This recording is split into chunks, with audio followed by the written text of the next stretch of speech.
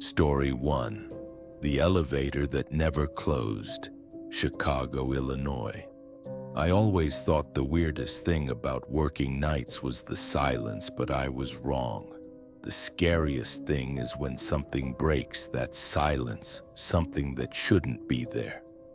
I was working the graveyard shift as a security guard in a high-rise office building on Wacker Drive in downtown Chicago.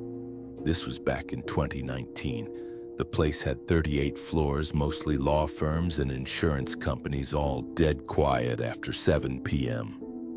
My job was simple: monitor the security cameras, do a walkthrough every hour, and make sure no one unauthorized got in.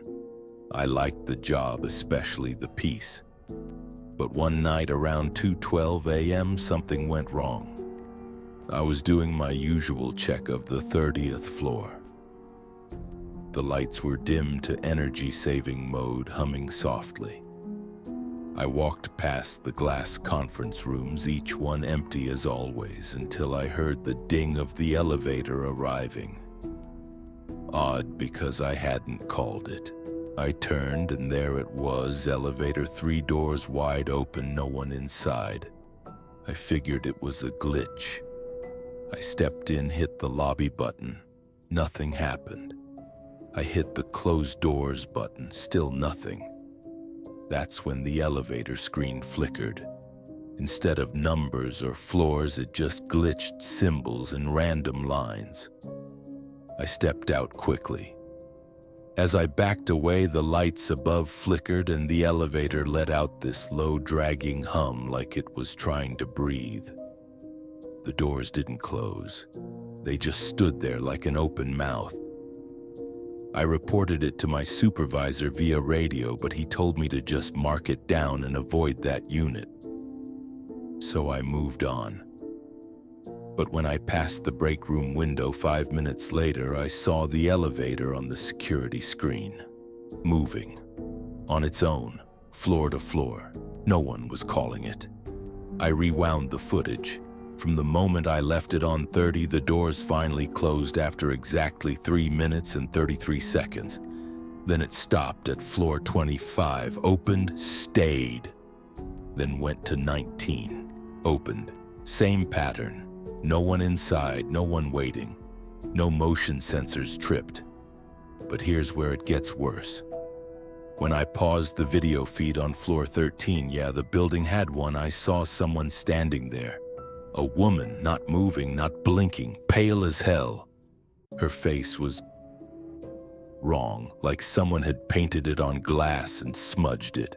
But I swear her eyes locked with the camera and she stepped in. After that, the elevator shot down to the basement fast, like something had yanked it. No stopping, no hesitation. I checked the basement cam. Nothing, just darkness. The lights had gone out on that floor at the exact same time. I quit 2 days later. When I came back to pick up my last paycheck, I asked the guy who replaced me how it was going. He laughed nervously and said, "Fine, as long as I don't look into elevator 3 after midnight." He said the screen flickers if you stare too long, and once he swears he saw her reflection when no one was there. To this day, I refuse to take elevators in high rises alone at night, not after Chicago. Story 2. Static in the Trees, Olympia, Washington. It was the kind of night that made your bones feel damp, one of those cold, wet spring evenings in Olympia where the trees drip with rain hours after the storm has passed. I was house-sitting for my friend Ava, who lived in a small rental cabin just off Delphi Road, deep in the woods, past a stretch of gravel that most people avoided after dark. Her cabin was cozy during the day, surrounded by towering firs and moss-covered logs. But once night settled, it felt like the trees grew eyes. Ava was out of town for 2 weeks and needed someone to feed her 2 cats and keep an eye on the place. I agreed because I needed quiet to finish my thesis and the forest sounded perfect. But that second Friday night, everything went wrong. I was alone typing on my laptop at the kitchen table. The cats were curled up in their usual spots. The fireplace crackled faintly. Around 11:45 p.m., the power flickered once then again. I figured it was just the wind knocking branches around. But then the radio on the counter turned on by itself. Just static. No music, no station. Just a high-pitched, shrill hiss, the kind that gets under your teeth. I unplugged it. The static didn't stop. The volume increased. I yanked the batteries. Silence. 2 minutes later, it clicked on again, even though it was completely unplugged. And this time, a voice came through barely audible, like someone whispering behind the wall. I couldn't make out the words, just the tone. Desperate, like someone trapped. I shut it in a drawer and walked away, trying to ignore it. I went to the window, and that's when I saw them. Figures in the trees, motionless. I thought it was my reflection, but they were too tall, thin, and they didn't move when I did. Just silhouettes between the pines. I turned off all the lights, crouched behind the couch, and waited. I couldn't explain it, but I felt like I was being watched, studied. My phone had no service, and when I checked the cats, they were both staring in the same direction, toward the glass sliding door that led to the deck. I crept toward it and froze. Handprints. On the outside, long smudged fingers, like someone had pressed their face against the glass. I didn't see anyone, but the motion sensor light above the deck was on. I didn't sleep. I waited for sunrise, then packed up and drove straight to Ava's parents' place, an hour away. When I told them, her dad just nodded. He said the forest behind that property used to belong to a family back in the 1800s. They vanished without a trace, parents and 3 kids. The cabin was built on their land. Sometimes, he said, you'll hear them whispering through the trees if you're alone after midnight. They're looking for someone to come back with them. I never stayed another night there. When Ava returned, she laughed it off until she called me weeks later, saying her new tenant ran off in the middle of the night, leaving everything behind. And the only thing they left on the table was a note that said, "They know I can hear them." Story 3. The Basement Light. Waltham, Massachusetts. You ever get the feeling something's waiting for you right on the other side of the door? That's how I felt the entire night I watched my uncle's place in Waltham. He lived in one of those classic New England duplexes, old, creaky, with a basement that reeked of mildew and unfinished business. My Uncle Joe had flown out to Arizona for a week, and since I was in between jobs and living nearby, I agreed to keep an eye on the house.